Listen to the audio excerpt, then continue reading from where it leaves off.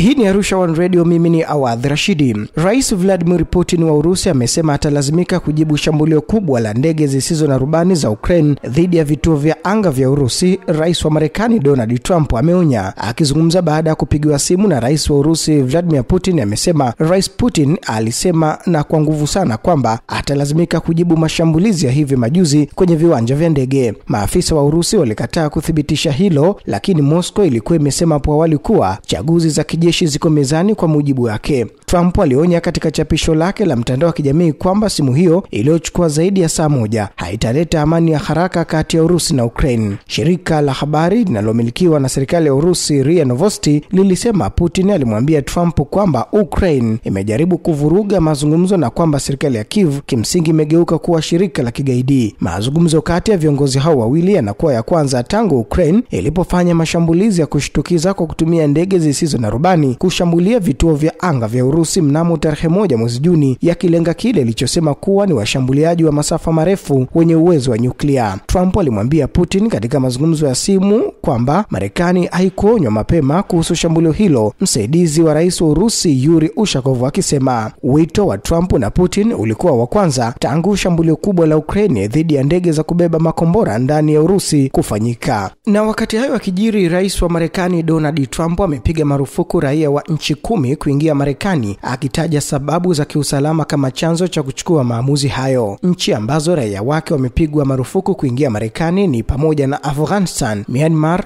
Chadi, Jamhuri ya Kidemokrasia ya Kongo, Guinea Equator, Eritrea, Haiti, Jamhuri ya Kiislamu ya Iran, Libya, Somalia, Sudan na Yemen. Na baadhi ya raia kutoka nchi 7 watakuwa na vizuizi kadhaa kabla ya kuingia Marekani, nchi hizo zikijumuisha Burundi, Cuba, Laos, Sierra Leone, Togo, Turkmenistan na Venezuela. Kwa mujibu wa duru, Trump amechukua uamuzi huo baada ya shambulio dhidi ya Wayahudi huko Boulder, Colorado, na hiyo ni kulingana na maafisa wa ikulu ya White House. Rais Trump anatimiza ahadi yake ya kuwalinda wa Marekani dhidi ya wageni hatari wanaotaka kuja nchini mwetu na kutudhuru. Naibu katibu wa habari wa ikulu ya White House Abigail Jackson aliandika kwenye ukurasa wa X na kuongeza, vizuizi hivi ni mahususi kwa nchi na maeneo ambayo hayana uhakiki makini. Katika taarifa yake ya video siku ya Jumatano, Rais Trump alisema ataweza kuongeza orodha ya nchi nyingine katika marufuku hiyo endapo vitisho vikiibuka kote duniani. Orodha hiyo inaweza kuongezwa kulingana na uhitaji, na vivyo hivyo nchi mpya zinaweza kuongezwa pale vitisho vinapoibuka kote duniani, lakini hatutaruhusu watu kuingia katika nchi yetu ambao wanataka kutudhuru, na hakuna kitakachotuzuia kuiweka Marekani salama, Rais Trump alisema. Kwa mujibu wa ikulu ya Marekani, marufuku hiyo itaanza Juni 9 saa 12 asubuhi. Katika muhula wake wa kwanza, Trump alizuia wasafiri kutoka mataifa 7 yenye Waislamu wengi kwenda Marekani, sera ambayo ilileta changamoto mahakamani kabla Rais Joe Biden kuibatilisha mwaka 2021 alipoingia madarakani. Kuzuiwa kwa raia kutoka Afghanistan kunaweza kuasiri wa Afghanistan ambao walifanya kazi pamoja na Marekani wakati wa miongo miwili ya vita huko Kabul. Makumi kwa maelfu ya Afghanistan tayari wamejipata katika hali ya sintofahamu kutokana na maagizo ya utawala Trump ya kusitisha mpango wa kuwapokea wakimbizi wa Marekani na kusitishwa kwa ufadhili wa misaada ya kigeni kwa ajili ya safari za ndege za wenye visa maalum kwa wahamiaji. Sean Vazenda, mwanzilishi wa Afghan Evac, muungano mkuu wa Marekani wa makundi ya makazi mapya na maveterani, alisema marufuku ya kusafiri na asiri vibaya familia na watu binafsi wanaotaka kuingia kihalali nchini Marekani. Marufuku hiyo pia imezua ukosoaji kutoka kwa serikali ambazo zimeguswa na uamuzi huu wa Trump. Waziri wa mambo ya ndani, haki na amani wa Venezuela alisema kwamba Marekani ni hatari kubwa kwa mtu yoyote na sio tu kwa Venezuela. Ikiwa wewe ni mjinga sana, basi nenda Marekani, Distoros Cobello alisema kwenye televisheni ya serikali. Shirika la habari la Reuters limeripoti na kuongeza, watu wanaotawala Marekani ni watu wabaya, ni mafashisti, ni watu wa itikadi kali ambao wanadhani wanamiliki dunia na kuwatesa watu wetu bila sababu, waziri huyo aliongeza. Wakati huo huo, Somalia ambayo sasa raia wake wamepigwa marufuku kusafiri, imejibu kwa kuahidi mara moja kufanya kazi na Marekani kushughulikia masuala ya usalama. Katika taarifa yake, balozi wa Somalia nchini Marekani Dakhir Hassan Abdi amesema nchi yake inathamini uhusiano wake wa muda mrefu na Marekani. Marufuku hiyo itawanyima kuingia Marekani watu binafsi na familia zinazokimbia vita na mateso na kuwalazimisha kubaki katika mazingira hatari, Abi Maxfam, rais na mkurugenzi mtendaji wa Oxfam America, alisema katika taarifa yake. Na China imeutaka Umoja wa Ulaya kuacha kuzua matatizo katika bahari ya China Kusini baada ya mkuu wa sera mambo ya kigeni wa umoja huo Kaja Kallas kueleza wasiwasi wake kuhusu shughuli za shuruti za Beijing Beijing katika njia hiyo muhimu ya kimkakati. Tunahimiza Umoja wa Ulaya EU kuheshimu kwa dhati mamlaka eneo la China na haki na maslahi ya baharini katika bahari ya China Kusini na kuacha kuchochea matatizo, msemaji wa ubalozi wa China huko Manila alisema katika taarifa yake. China imesema EU haikuwa na haki ya kuingilia masuala ya kikanda na kuishauri Ufilipino kuwa inapaswa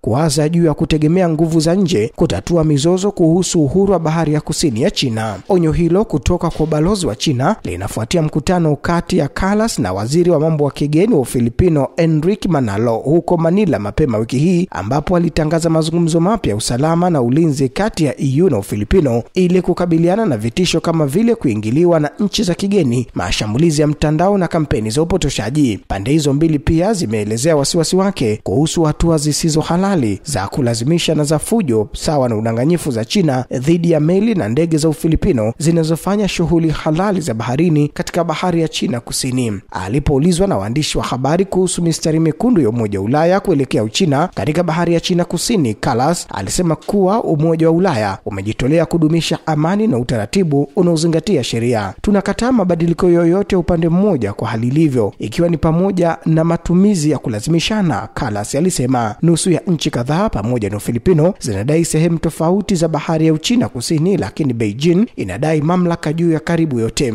Madai hayo yanayokizana yanaenea katika maeneo ya kipekee ya kiuchumi ya Brunei, Indonesia, Malaysia, Ufilipino na Vietnam na kusababisha mabishano ya mara kwa mara kati ya China na majirani zake. Na wakati hayo akijiri, serikali ya Jamhuri ya Kidemokrasia ya Kongo imevipiga marufuku vyombo vya habari kuripoti shughuli za rais wa zamani Joseph Kabila na kuwahoji wanachama wa chama chake. Haya yanajiri baada ya Kabila kurejea Jamhuri ya Kidemokrasia ya Kongo mwezi uliopita, huku akiwa na mvutano mkali kati yake na serikali inayoongozwa na mrithi wake Rais Felix Tshisekedi. Mamlaka zinashinikiza kumfungulia mashtaka bwana Kabila, huku kukiwa na tuhuma za uhaini na madai ya kuwa na uhusiano na waasi wa M23 ambao wamekuwa wakipigana na jeshi, jambo ambalo amelikanusha hapo awali. Ukiukaji wa marufuku hiyo unaweza kusababisha kusimamishwa kwa matangazo, akisema mkuu wa udhibiti wa vyombo vya habari nchini Kongo Christian Tena Busembe. Ikijibu tangazo la taasisi hiyo, msemaji wa M23 alisema vyombo vya habari katika maeneo yaliyo chini ya udhibiti wake havitatii marufuku hiyo. Na wapiga kura nchini Burundi wanaelekea kupiga kura huku kukiwa na ongezeko la mfumuko wa bei, uhaba mafuta na malalamiko ya ukandamizaji wa kisiasa. Viti katika bunge la kitaifa na mabaraza mitaa vinawaniwa, lakini Rais Evariste Ndayishimiye yuko salama katika nafasi yake kama rais kwa kuwa anahudumu kwa muhula miaka 7 unaomalizika mwaka 2027. Uchaguzi huo utapima umaarufu wa chama tawala cha CNDD-FDD, kikundi cha waasi wa zamani ambacho kimekuwa madarakani kwa miaka 20 iliyopita. Taifa hilo la Afrika Mashariki tayari ni mojawapo ya nchi maskini zaidi duniani, lakini wakazi wa huko wamewekewa shinikizo zaidi na ongezeko la bei ya bidhaa kama vile chakula hivi karibuni. Vyama vya upinzani vimelalamika kuwa wafuasi wao wamekuwa kinyanyaswa na kutishwa na wanachama wa vuguvugu la vijana wa CNDD-FDD la Imbonerakure. Gabriel Banzawitonde, kiongozi wa chama cha APDR, alisema watu wanaogopa sana hadi wanakuambia hawawezi kuvaa rangi za chama chochote isipokuwa zile za chama tawala tu cha